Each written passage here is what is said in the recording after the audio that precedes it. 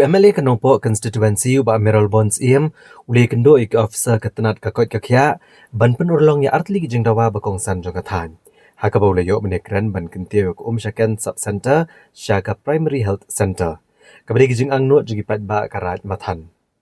Kani gijing terwa kaladon mentah katanat planning badudan gijing kermen bakanyo jing menjur na katanat finance bat naga legislature.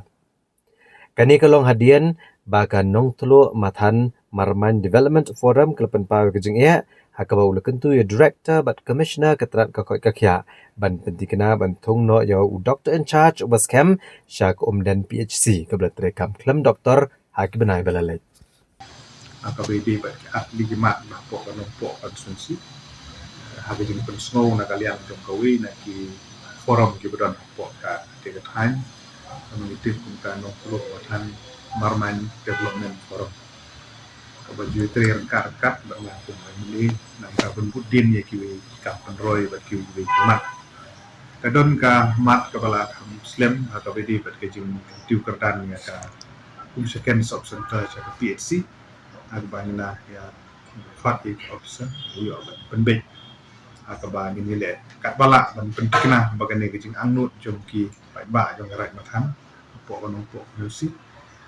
bahkan urlong kalau ikat bala bagi persiang nak yang bunga MLA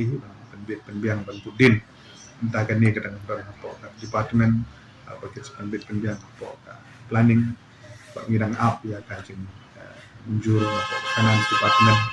partner scam bana kalian jong menteri ramba baik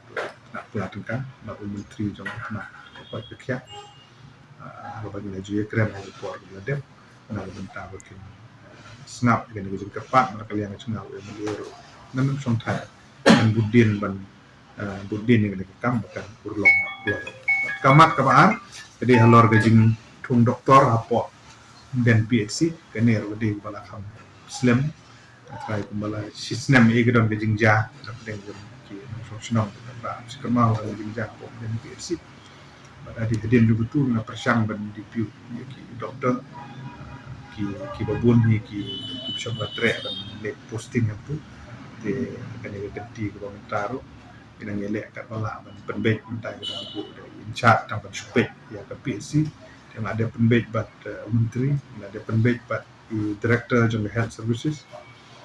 kat meeting iki hakaba kita put out di kerteng na minta ki pak doktor itu nak kerpat ini senang sia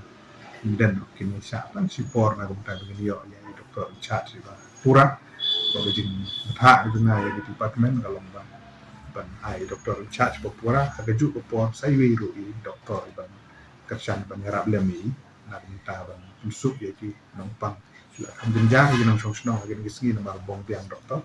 dan ring ngit scam ba ini sim kia ka bala ban pentikna ini lucu